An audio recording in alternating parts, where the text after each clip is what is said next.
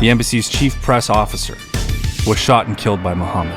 His body was placed outside the embassy's doors as proof, and Thatcher authorized the British Army to take over and make an example of what happens to people who try to fuck around in England. Hello, what's the crack? What's the story? Welcome back to the channel. Today we're checking out how the SAS smoked 6 dudes in London. Let's go. Wednesday, April 30th, Let's 1980. 6 heavily armed gunmen storm an Iranian embassy in London, taking dozens of staff members and visitors hostage, while demanding the release of Kazakhstani prisoners in Iran.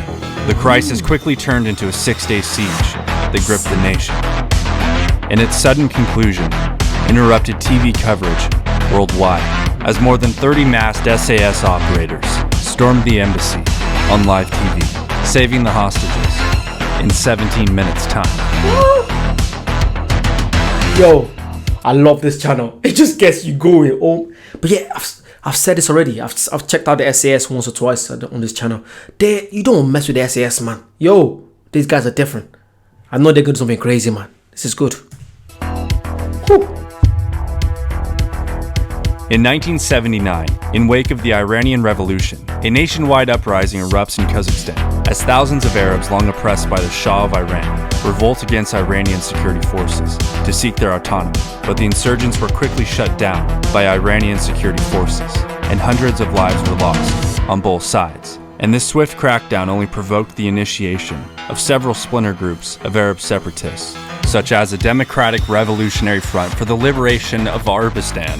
Who's their fucking leader, Zoolander? The DRFLA devised a plan following the playbook of the Iran hostage crisis. Stick up an embassy, hold up some hostages, and state your business. And by March 31st of 1980, using Iraqi passports, 3 members of the DRFLA arrived in London to do just that. They rented a flat, and slowly but surely their numbers began to multiply, even housing over a dozen DRFLA members inside the flat. And speaking of numbers, shameless plug, I really want to start sharing my photography with you guys, and I recommend you guys follow my Instagram account. Or if you want to stay up to date on my upcoming feature film, hint hint, you can do all that on Instagram. Sorry, back to the video. By April 30th, the DRFLA broke the lease of their flat and rendezvoused with a Soviet arms dealer, acquiring hand grenades, submachine guns, and a shit ton of ammo. The heavily armed 6-man team arrived outside the Iranian embassy in London, and 15 minutes later, the team stormed the building, firing their weapons into the air, and immediately overpowered Police Constable Trevor Locke moments after he pushed the emergency button on his radio, transmitting a distress signal to the authorities. The leader of the group, Awan Ali Mohammed, rounded up the hostages, consisting predominantly of Iranian nationals, British embassy employees, BBC journalists, and visitors touring among the gardens. The 26 hostages were briefed by Mohammed that they will soon die unless the Iranian government listens to his demands to release Kazakhstani prisoners. London Metro Police arrived on scene in minutes and secured a perimeter around the embassy. Officers attempted to approach the building, but retreated after a gunman appeared through the window at high ready. Media caught wind of the situation, and soon journalists from all over the country flocked to 19 Princess Gate. In response to the ongoing crisis, ministers of the British government, civil servants, and expert advisors, including military and law enforcement representatives, assembled and discussed a resolution. The meeting was chaired by William Whitelaw, the Home Secretary, as Margaret Thatcher, the Prime Minister at the... Good question. Let me know. Do you think this would happen today? I don't think this can happen. Even if it does happen, I don't think it's gonna last. I think it said 6 days. I think they would nip it in the bud real quick. Let me know. Do you think it can happen today? The time was unavailable, and right away politics began muddling immediate action. The Iranian government accused the British and American governments of sponsoring the attack as a response of an ongoing siege at a US embassy in Tehran, and Thatcher, receiving updates from Whitelaw, determined that British law would be applied to the embassy.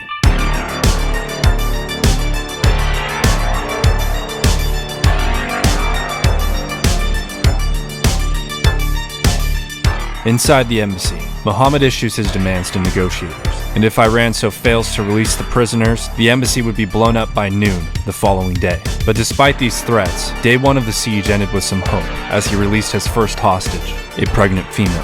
By day 2, committee meetings continued, and for the first time direct action was put on the table, and members of the elite Special Air Service training near Hereford were briefed on the situation.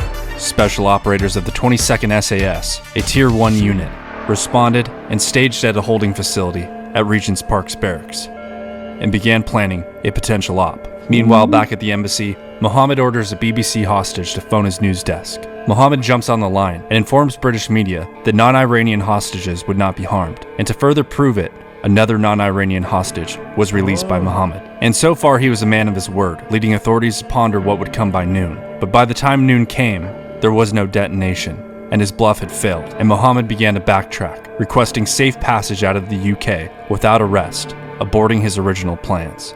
By day 3, Mohammed requested ambassadors of Arab nations assist him in his negotiation to flee the UK with safe passage. Meanwhile, the SAS obtained once you do that, there's no way they're gonna let you go. No way. Like all these people that take hostages and then they make all these demands, it never works. It just never works. It's no. Intel from the embassy caretaker, who briefed the teams on the nomenclature, positions, and weaknesses of the reinforced security doors and armored windows. Mock-ups were designed, and contingencies and scenarios were put to the test. And in addition to direct action, the SAS studied and memorized the faces of each gunman by using copies of their passports. The SAS snuck onto the roof of the embassy and began planting gear, unlocking skylights, and attaching ropes to chimneys and various access points to increase their points of entrance should others fail. And by day 6, 3 more non-Iranian hostages are released, but the tensions continue to rise within the embassy, and Mohammed begins to lose his mind. He phoned negotiators making crazy demands that he would kill his first hostage in 45 minutes unless they got him on the line with an Arab ambassador. Abbas Lavasani, the embassy's chief press officer, was shot and killed by Mohammed.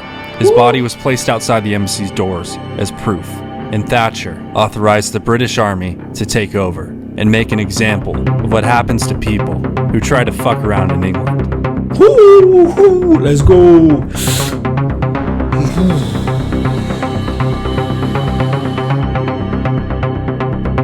The operators broke off into 2 teams. Red team was tasked with storming the 2nd, 3rd, and 4th floor from the roof, while blue team was tasked with storming the ground floors from the garden and working their way up.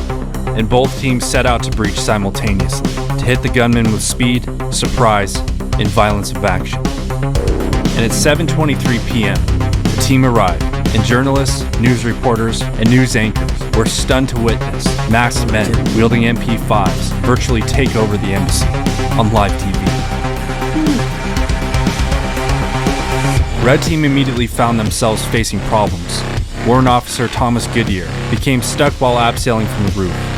Red team operators, failing to synchronize their breach with blue team, desperately smash in the windows and deploy stun grenades and CS gas into the building. But the CS gas ignites a window curtain, lighting the gas mask of Sergeant Tommy Palmer on fire. Palmer rips off his mask and continues to push forward through the CS gas, leading his team into the building, with or without his PPE. Palmer exits the room and spots a gunman pouring kerosene on the floor. He squeezes the trigger of his MP5, but it fails to discharge. The gunman spots Palmer and runs towards a conference room with a hand grenade, but Palmer quickly transitions to his sidearm and kills the gunman with a single shot. Within the conference room, 3 gunmen begin indiscriminately shooting into the hostages. Just as the SAS breach the room, the gunmen kill 1 hostage and wound several others. And as the SAS moves in, the gunmen cease fire and hide among the hostages. One attempts to throw a grenade, but is immediately shot by the SAS. And another attempts to detonate a grenade, but meets the same fate on behalf of the SAS. The operators clear out the conference room, not knowing that a 3rd gunman is still hiding among the hostages. Meanwhile, blue team breaches the 1st floor, taking out reinforced windows with explosives. And as they move on, they discover Mohammed holding a pistol to the head of PC Trevor Locke, as Mohammed got the better of him after Trevor Locke tackled Mohammed at the beginning of the SAS operation. One operator shoves PC Trevor Locke, knocking both Mohammed and Trevor Locke backwards. As Mohammed stumbles and becomes inches separated from PC Trevor Locke, another SAS operator smokes him with a burst of his MP5. Red team and blue team begin clearing the building and evacuating hostages. And while evacuating hostages down a stairwell, one SAS operator immediately recognized the hidden gunman within the group of hostages, whom he remembered from his passport photo. Wow. He struck the man over the head with his MP5. You know what? That's so crazy, when imagine one of the hostage takers is actually right in between the civilians and you didn't even know. That's scary when you think of it. the gunman reached for a grenade, and 2 more SAS operators shot him as he was still falling to the ground. The remaining hostages are escorted into the garden, where they await to be identified and triaged for injuries. One of 6 gunmen survive and makes it into the garden, hiding among the hostages. But the SAS spot him and take him into custody. Okay, they didn't smoke it. That's good.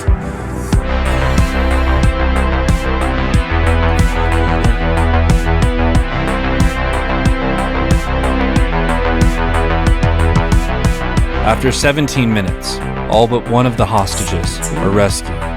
The crime scene is turned over to police, and before the SAS return to Hereford, Prime Minister Margaret Thatcher arrives on the scene to personally thank the men for their successful mission. Wow. PC Trevor Locke was considered a hero for his actions. He was awarded the George Medal, the United Kingdom's second highest civil honor. Warrant Officer First Class Tommy Goodyear was awarded the Queen's Gallantry Medal for his part in the assault.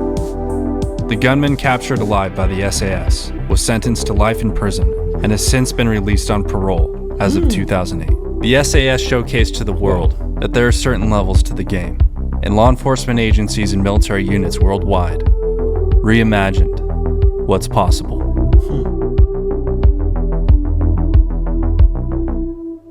Wow.